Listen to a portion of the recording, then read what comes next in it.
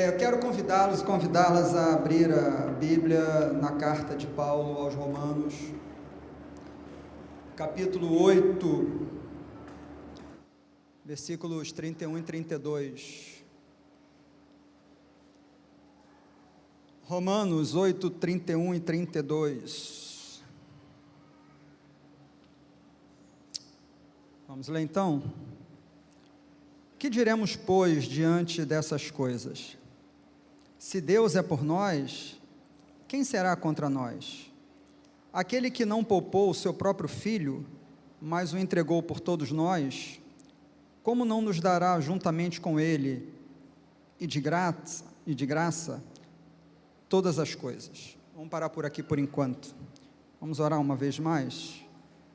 Deus, eu quero te entregar esse tempo de leitura e aplicação, interpretação da Tua Palavra, te bendizendo por tudo que o Senhor já falou conosco durante todo o decorrer desse dia, em especial agora, nesse período que separamos para te louvar também com as músicas, mas te pedimos que o Senhor nos ajude ainda mais a compreendermos a Tua Palavra, a aplicarmos ao nosso coração, de tal sorte que saiamos daqui diferente da forma como entramos, mais maduros, mais confiantes no Senhor, mais certos de quem somos e certos de quem Tu és.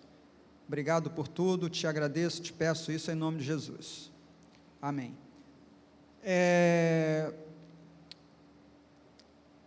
A carta aos Romanos, do capítulo 1 ao capítulo 11, o apóstolo Paulo vai trazer ensinamento, vai trazer doutrina, vai trazer ortodoxia. A partir do capítulo 12 ao 15, o apóstolo Paulo vai trazer como se pratica tudo o que foi ensinado até o 11. Então, se do 1 ao 11 nós temos a ortodoxia, do 12 ao 15 nós temos a ortopraxia, é a praxis, é a prática, é a implementação do que se aprendeu na teoria. E o capítulo 16, ele vai tratar mais da questão das saudações finais, recomendações finais. E no capítulo 8, ele faz um contraponto em relação ao capítulo 7. O capítulo 7, ele tratou todo ele da luta do cristão contra as suas próprias paixões, contra as suas próprias inclinações. E se você parar para ler o capítulo 7, você vai ver quantas vezes o apóstolo Paulo usa a palavra eu, ou meu, ou minha, e a palavra lei, tudo em se tratando da primeira pessoa, e a palavra lei. E ele constata, nesse capítulo 7, a sua própria falência, ao perceber que, sendo ele quem é, e tentando resolver os seus problemas à luz das suas próprias tentativas humanas e à luz da lei, ele fracassa. No capítulo 8, se você parar para lê-lo totalmente, você vai perceber que é o oposto disso. O apóstolo Paulo vai usar muito mais palavras nós, nosso, nossa, e muito mais a palavra espírito, em vez de lei. E aqui ele percebe o quão vitorioso ele é. Então no 7 ele se percebe falido, fracassado, porque deposita as suas esperanças de santidade, de mudança de vida, a partir de si mesmo e a partir da lei. Ambos são insuficientes para gerar essa santidade esperada por Deus nos cristãos. E no 8, ele inverte essa lógica e se percebe um vitorioso quando se dá conta de que ele deposita toda a sua esperança no corpo de Cristo, ou seja, no nós, não mais eu, mas na comunidade de fé, no poder que há na igreja do Senhor, né, a autoridade que está depositada sobre a igreja do Senhor, como um corpo, como um só coração, como fala em Atos, e quando ele repousa sua expectativa no Espírito do Senhor. E esse capítulo 8, na minha experiência pessoal, do Novo Testamento é, sem dúvida nenhuma, a porção mais...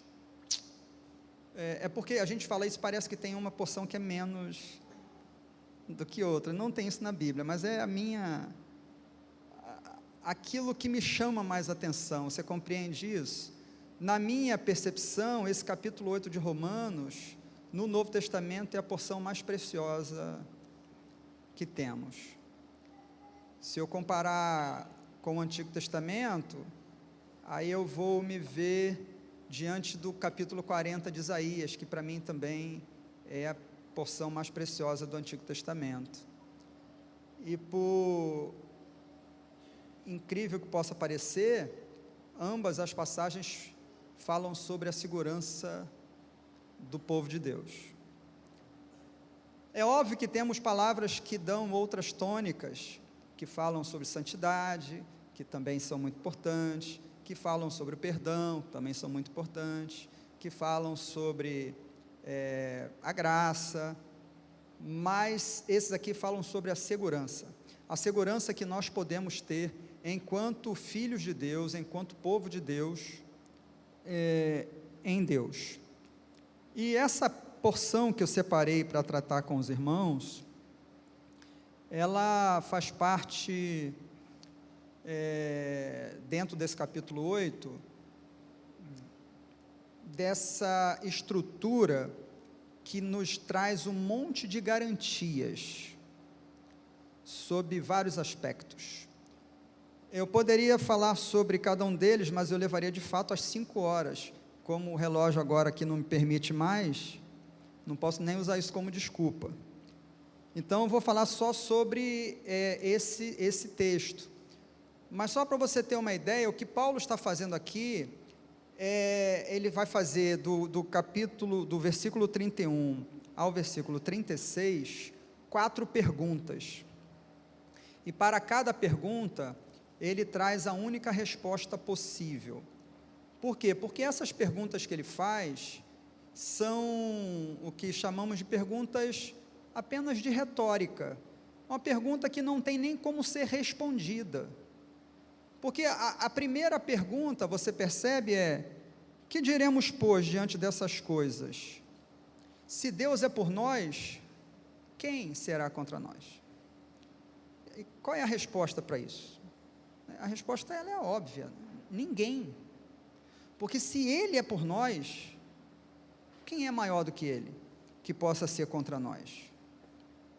Então é uma pergunta que só tem uma única resposta, não dá para ficar tentando trazer novas conjecturas, novas hipóteses, porque se Deus é por nós, na verdade ninguém será contra nós.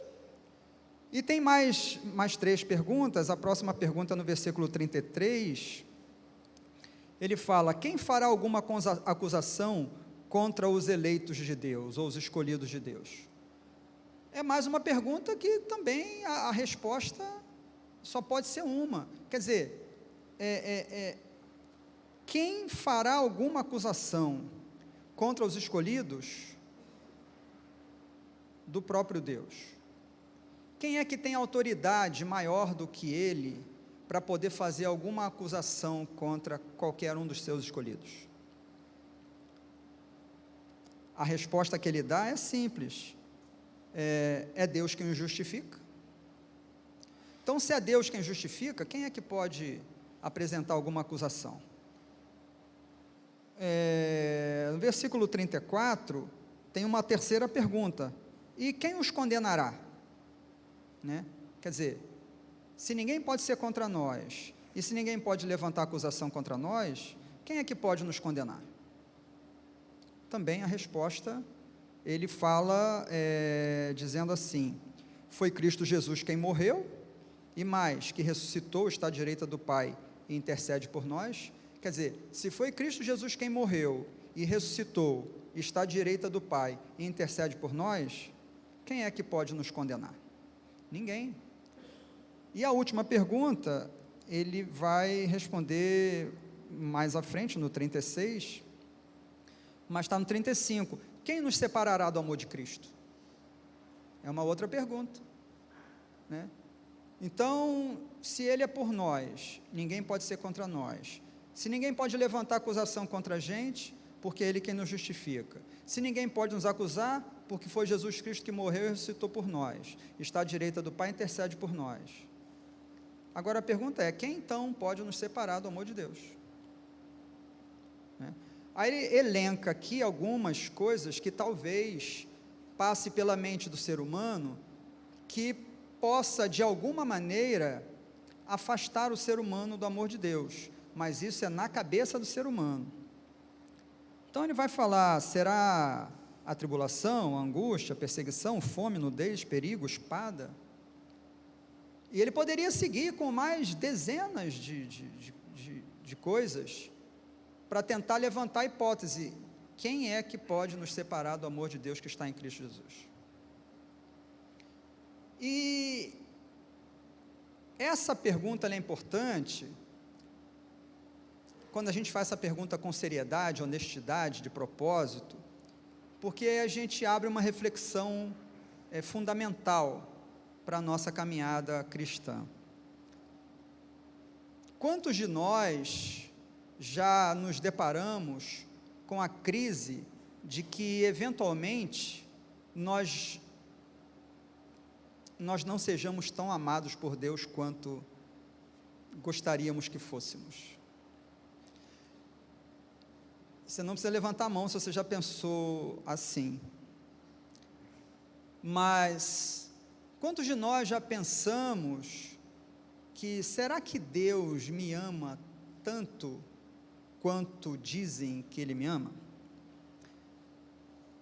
Não só pelas circunstâncias que nos cercam, seja por uma notícia ruim, um falecimento de uma pessoa muito querida, imagina o falecimento de um filho, né? A dor de um pai, isso é antinatural, né? Os pais devem morrer antes dos filhos, né? Então imagina uma mãe diante do caixão do seu pequenino, e a gente bate a mão no ombro dela e fala assim, minha irmã, Deus te ama. A mulher vai soltar tudo quanto é marimbondo para cima de você.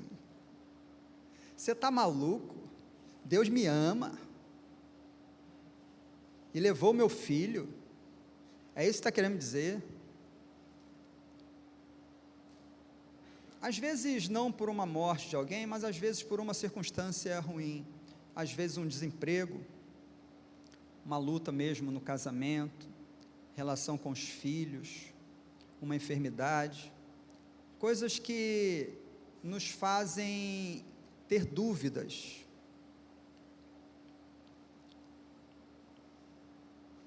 Mas se não só por esses casos, por essas circunstâncias, às vezes é uma outra situação, quer ver? Quantas vezes você, na sua caminhada, quer no Evangelho ou antes do Evangelho, se você se converteu já na fase adulta, quantas vezes já passou pela sua cabeça, Deus viu o que eu fiz, será que Ele me ama ainda? Então já não é mais tanto pelas circunstâncias que você se encontra, mas sim pelos seus próprios atos, pelas suas atitudes, pensamentos, palavras, que te fizeram questionar, será que mesmo com isso que eu fiz, Deus ainda é capaz de me amar? Será que Deus tem amor tão grande a ponto de superar o que eu fiz e continuar me amando?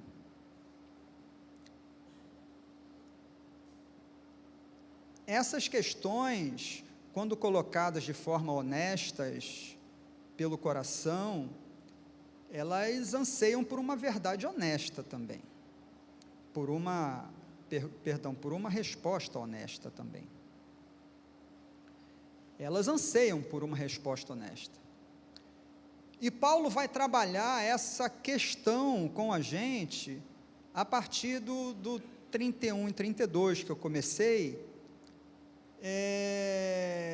e acho que talvez aqui a gente encontre sim a resposta que o nosso coração anseia para isso. E eu quero te chamar a atenção para esses pontos que a gente vai pensar. Esse trecho que eu li, ele é subsequente a um trecho igualmente extraordinário, né, que é do versículo 28 ao 30,